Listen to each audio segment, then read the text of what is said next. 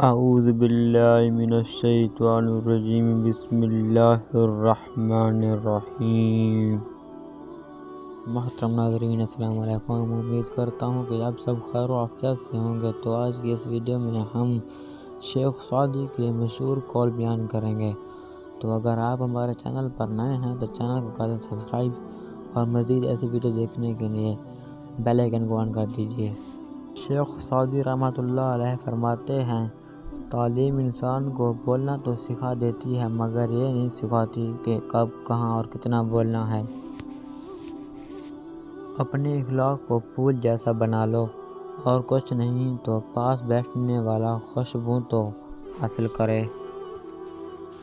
دنیا میں آنا آسان ہے لیکن اس سے چھٹکارا پانا مشکل۔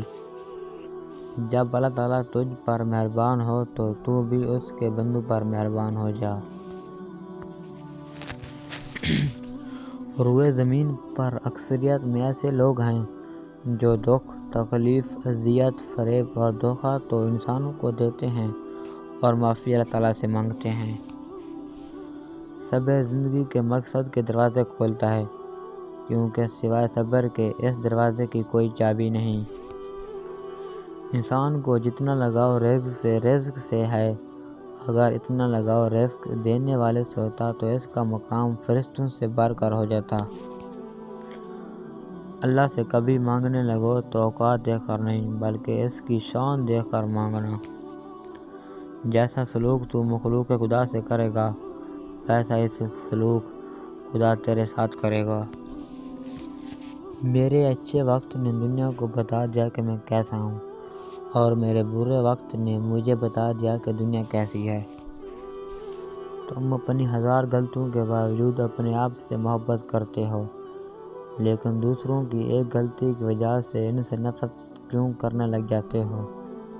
یا تو خود غلطیاں کرنا چھوڑ دو یا دوسروں کو معاف کرنا سیکھ لو۔ کسی کو اچھے عمل سے دلی خوشی دینا ہزار سجدے کرنے سے بہتر ہے۔ جو ہوش میں ہے وہ کبھی تکبر نہیں کرتا۔ اقوال عقل مندوں کے لیے ہیں، نادانوں کو ان سے کوئی فائدہ نہیں ہوتا۔ توبہ کرنا آسان ہے لیکن گناہ چھوڑنا مشکل ہے۔ تعریف کرنا اور کروانا بھی ایک قسم کا شرک کی مانند ہے، کیونکہ سب تعریفوں کا مالک اللہ ہے اور سب تعریفیں اس کے لیے ہیں۔ میں پوری زندگی میں دو بندوں کو تلاش کرنے میں بھی تلاش نہ کر سکا، ایک وہ جس نے اللہ کے نام پر دیا ہو اور غریب ہو گیا ہو، دوسرا وہ جس نے ظلم کیا اور اللہ کے پکڑ سے بچ گیا۔ آپ کے اخلاق کی قدر بھی لوگ اس وقت کریں گے جب آپ کے پاس دولت اور طاقت ہو۔ غریب کتنا ہی خوش اخلاق ہو، لوگ اس کے اخلاق کو اس کی مجبوری سمجھتے ہیں۔